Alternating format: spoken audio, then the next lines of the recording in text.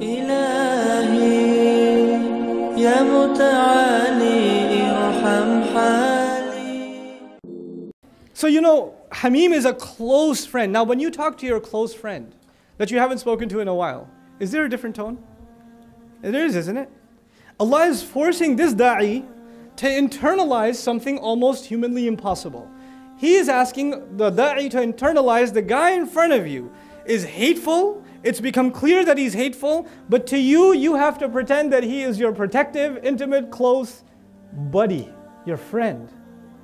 And then Allah Himself says, وَمَا يُلَقَّاهَا إِلَّا الَّذِينَ صَبَرُوا. No. This is not accomplished by people at all, except people who truly have sabr. Allah recognizes Himself, this ain't for everybody. This ain't for you. If you don't have sabr, stay out of da'wah. I'm serious. Da'wah is not for everyone. It's not. If you don't have the patience for this kind of ethic, don't put yourself in that position. You will do more damage than good. وَمَا يُلَقَّاهَا إِلَّا الَّذِينَ صَبَرُوا. And then He says, by the way, all of this is so difficult to do. So Allah says, those who can pull this off, وَمَا يُلَقَّاهَا إِلَّا ذُو حَظٍّ عَظِيمٍ. And who can pull this off? This good patience and this power and this ability to respond with better will never be met with anyone except people who have incredible fortune. They're really, truly fortunate with Allah.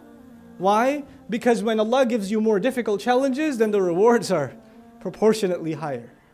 So He says, this is for very, very lucky, very fortunate people who can pull this off, you know?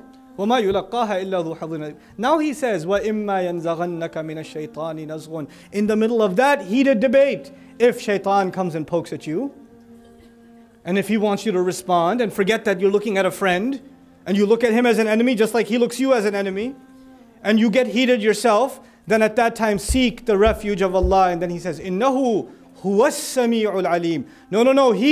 He's the one listening. He's the one who knows. In other words, you forget the person in front of you. All you can think of is Allah, because He mentioned Himself twice. Look at the power and the perfection and the eloquence of the Quran, where a difficult challenge was mentioned. Allah mentioned, إِنَّهُ سَمِيعٌ عَلِيمٌ. Where a way more difficult challenge was mentioned, إِنَّهُ هُوَ السَّمِيعُ الْعَلِيمُ. Because in that challenge, you have to recognize Allah's presence to back off. You will not be able to back off on your own.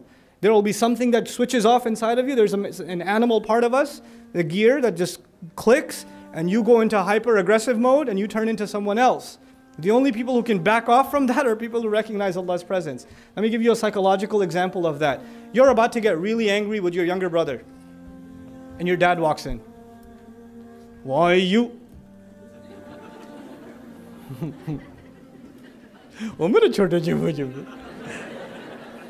It happens or no?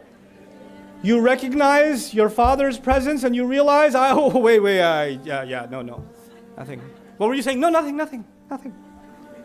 You understand? When you recognize the authority's presence, something in you changes immediately.